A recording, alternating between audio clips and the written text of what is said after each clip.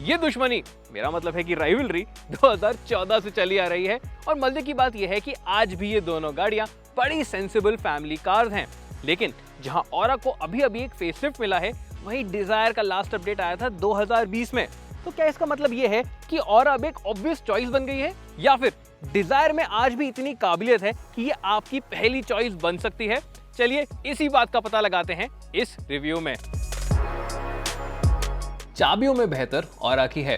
ये थोड़ी भारी है और अपने मेटल कंस्ट्रक्शन की वजह से ज्यादा प्रीमियम भी लगती है। डिजायर की चाबी इसके सामने थोड़ी हल्की फील होती है, लेकिन यहाँ पे फीचर्स ज्यादा हैं। जब आप गाड़ी को लॉक करते हैं तो ORVMs अपने आप फोल्ड हो जाते हैं और यहाँ पे पैसिव कीलेस एंट्री का रिक्वेस्ट सेंसर पैसेंजर साइड पे भी दिया गया है, जो कि ऑरा में सिर्फ ड्राइवर साइड पे आता है। डिजायर का डिजाइन ज्यादा क्लासी और अपीलिंग है। ये ज्यादा प्रीमियम लगती है अपने ग्रिल, बॉडी लाइंस और ओवरऑल शेप की वजह से। ऊपर से इसमें LED हेडलैम्प्स और रेगुलर फॉग लैंप्स भी आ जाते हैं। ऑरा का डिजाइन थोड़ा हटके है, इसके ग्रिल, LED DRLs और C पिलर के शेप की वजह से। अब ये भी स्टाइलिश तो है, लेकिन सबको उतनी पसंद नहीं आती। और हाँ, इसमें पीछे वो बूट के ऊपर एक स्पॉइलर भी आता है, जो मुझे तो पसंद है, लेकिन अगेन सबको पसंद नहीं आता। लेकिन हाँ, इसमें आपको ऊपर की तरफ एक शार्क फिन एंटीना मिल जाता है। दोनों ही गाड़ियों में इसके अलावा प्रोजेक्टर हेडलैम्प्स, 15 इंच के अलॉय व्हील्स और LED elements in the tail lamp मिल जाते हैं। आपको इन दोनों में से कौन सी गाड़ी ज्यादा पसंद है दिखने में, जरूर बताइए हमें नीचे कमेंट्स में। बूट स्पेस के मामले में बाजी मार जाती है ऑरा। इसका जो बूट फ्लोर है वो ज्यादा लंबा है, तो बड़े सूटकेसेस को भी आप सीधा वहां पे रख पाएंगे। और इसके साथ साइड में और भी जगह बच जाती है बाकी बैग्स के लिए, और हाइट भी अच्छी है, तो आप एक के ऊपर एक भी लगेज रख सकते हैं। डिजायर का बूट भी अच्छा तो है, लेकिन उसकी लेंथ थोड़ी कम है। इस वजह से बड़े सूटकेसेस को आपको साइडवेज ही रखना पड़ता है, जिसकी वजह से बाकी सामान के लिए जगह थोड़ी कम हो जाती है। लेकिन हाँ, वीकेंड ट्रिप का सारा लगेज ये दोनों ही गाड़ियां आराम से रख पाएंगी। लेकिन यहाँ फीचर्स के मामले में डिजायर आगे है। आपको एक स्प्रिंग लोडेड बूट मिल जाता है, तो उसको खोलते ही वो अपने आप ऊपर हो जाता है। और बूट खोलने के लिए भी आपके पास चाबी पे भी बटन है और बूट पे भी एक रिक्वेस्ट सेंसर दिया गया है। ऑरा में आपको चाबी का ही इस्तेमाल करना पड़ेगा, क्योंकि उसके बूट पे कोई भी रिक्वेस्ट सेंसर नहीं है। और हाँ, दोनों में ही आपको बूट के अंदर एक लाइट मिल जाती है। इंटीरियर्स के मामले में क्लियर विनर है ऑरा। इसका लेआउट, फिट और फिनिश और प्लास्टिक्स की क्वालिटी डिजायर से बेहतर है। प्लस इसके लेदराइट और फैब्रिक अपहोल्स्ट्री के कॉम्बिनेशन की वजह से ये ज्यादा प्रीमियम भी फील होती है। डिजायर के कैबिन में एक ओल्ड स्कूल चार्म है। अपने बेज और ब्लैक इंटीरियर्स और वुडन फिनिश प्लास्टिक्स की वजह से ये इंटीरियर थोड़ा क्लासी लगता है। प्लस अपने सिंपल लेआउट की वजह से ये गाड़ी अंदर से ज्यादा बड़ी और स्पेशियस भी फील होती है। तो अगर आपको अपनी गाड़ियों में एक ओल्ड स्कूल एम्बियंस ज्यादा पसंद है, तो डिजायर आपको जरूर पसंद आएगी। दोनों ही सेडान्स में फीचर्स भर के मिल जाते हैं और किसी भी बेसिक चीज की कमी आपको फील नहीं होने वाली।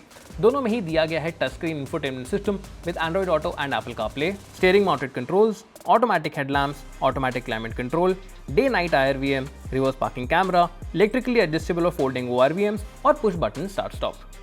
डिजायर में कुछ हाइलाइट्स मिलती हैं, जैसे कि 1 touch up and down for driver side window, 6 speaker sound system और एडजस्टेबल फ्रंट हेडरेस्ट। ऑरा में भी कुछ हाइलाइट्स हैं, जैसे कि एक बड़ा और बेहतर टच स्क्रीन, वायरलेस चार्जर और टायर प्रेशर मॉनिटरिंग सिस्टम। इन फीचर एडवांटेजेस की वजह से ऑरा ज्यादा मॉडर्न और कंप्लीट फील होती है। प्रैक्टिकलिटी के मामले में दोबारा से बाजी मार जाती है ऑरा।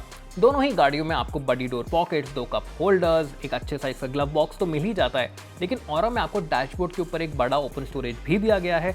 और जहां डिजायर में कप होल्डर्स के आगे एक ओपन स्टोरेज है, वहां पे ऑरा में आपको एक वायरलेस चार्जर मिल जाता है सेफली अपना फोन स्टोर करने के लिए। चार्जिंग ऑप्शंस की बात करें तो ऑरा में सामने की तरफ आपको मिल जाता है एक Type-C चार्जर, एक USB चार्जर और एक वायरलेस फोन चार्जर। डिजायर में आपको सामने की तरफ सिर्फ एक USB और एक 12 वोल्ट ही दिया गया है। पीछे की तरफ दोनों ही गाड़ियों में आपको एक 12 वोल्ट सॉकेट मिल जाता है। यहाँ डिजायर बाजी मार जाती है। स्पेस डेफिनेटली बेहतर है, खासकर कि हेडरूम और लेग रूम, और अपनी सॉफ्ट सीट कुशनिंग के साथ यहाँ पे आप ज्यादा कंफर्टेबल होकर बैठ पाते हैं। ऑरा की सीट भी कंफर्टेबल तो हैं, लेकिन यहाँ पे सीट की कुशनिंग थोड़ी हार्ड है, जिसकी वजह से आपको अंडरसाइड सपोर्ट तो अच्छा मिलेगा, लेकिन बाकी कंफर्ट में थोड़ा कॉम्प्रोमाइज हो जाता है। और हाँ, इसकी स्लोपिंग रूफ लाइन की वजह से हेडरूम भी थोड़ा कॉम्प्रोमाइज्ड फील होता है। दोनों ही सीट्स आपको कंप्लेन करने का मौका तो नहीं देंगी, लेकिन अगर आपको पीछे वाली सीट पे 3 जने बिठाने हैं तो अगेन डिजायर इज बेटर, क्योंकि यहाँ पे सीट्स का डिजाइन ज्यादा फ्लैट है और कैबिन विड्थ भी बेहतर। फीचर्स के मामले में दोनों ही गाड़ियां बराबर हैं। दोनों में आपको मिल जाता है एक centre armrest with cup holders, rear AC vents, एक 12 volt socket, full storage area और सीट बैक पॉकेट्स। इन दोनों ही सेडान्स का क्रैश टेस्ट नहीं हुआ है, लेकिन इनके जो हैचबैक अवतार हैं उनका क्रैश टेस्ट जरूर किया गया था।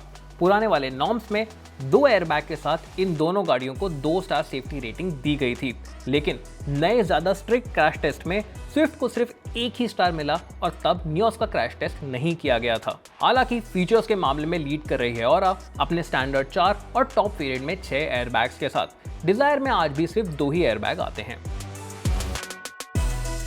सिटी में चलाना इन दोनों ही सेडान्स को बड़ा आसान है, इनका light steering, linear power delivery और रिफाइंड इंजन्स की वजह से। लेकिन इन दोनों गाड़ियों की कुछ अपनी खासियत हैं।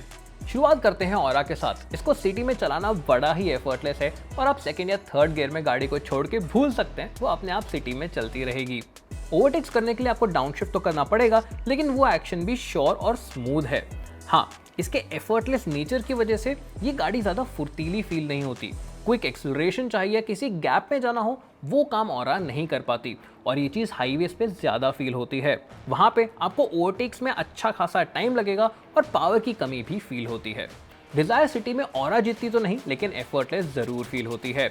इसका इंजन ज़्यादा रिस्पॉन्सिव है, जिसकी वजह से यहाँ पे ओवरटेक ज़्यादा आसानी से हो जाते हैं, खासकर हाईवेज पे, क्योंकि इसमें हायर आरपीएम्स पे भी पावर आपको मिलता रहता है। ओवरटेक ज़्यादा आसानी से हो जाते हैं। तो जहाँ ऑरा को सिटी में चलाना उसके टॉल गियरिंग की वजह से ज़्यादा आसान है, डिजायर अपने इंजन के दम पे ज़्यादा बेहतर ऑलराउंडर है। डिजायर और ऑरा दोनों ही बड़ी कंफर्टेबल सेडान्स हैं।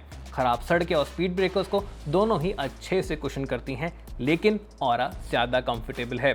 खराब सड़कों को ये अच्छे से ऑब्जर्व करती है और पैसेंजर्स को कुछ ज़्यादा फील नहीं होने देती। इस वजह से बड़े गड्ढों को छोड़ के जहाँ पे डिजायर ज़्यादा कंफर्टेबल है, ऑरा ही आपके परिवार को एक बेहतर कंफर्ट ऑफर करेगी। डिजायर की वारंटी 2 साल 40,000 किलोमीटर की है और आप इसको एक्सटेंड करवा सकते हैं 5 साल 1 लाख किलोमीटर के लिए। ऑरा की स्टैंडर्ड वारंटी ही 3 साल 1 लाख किलोमीटर की है, तो अगर आप चाहें तो इसको एक्सटेंड करवा सकते हैं 7 साल 1 लाख किलोमीटर या फिर 5 साल 1.4 लाख किलोमीटर्स के लिए।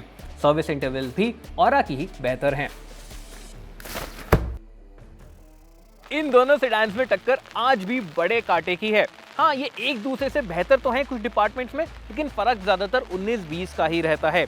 बात करें डिजायर की, तो ये आज भी आपको दे रही है बेहतर लुक्स, रियर सीट स्पेस और परफॉर्मेंस। तो अगर आप गाड़ी चलाने के शौकीन हैं और अक्सर अपने परिवार के साथ लॉन्ग रोड ट्रिप्स पे जाते हैं, तो डिजायर ही आज भी आपके लिए बेहतर रहेगी। लेकिन ये ऑरा है ना, ये अपने अपडेट के साथ आपको दे रही है एक बेहतर cabin experience, features, practicality, boot space और कंफर्ट। तो अगर आपका ज्यादातर टाइम सिटी में ही बीतने वाला है और आपके लिए कैबिन और फीचर एक्सपीरियंस ड्राइव एक्सपीरियंस से ज्यादा इंपॉर्टेंस रखता है, तो फिर आपको ऑरा को ही घर लेके आना चाहिए।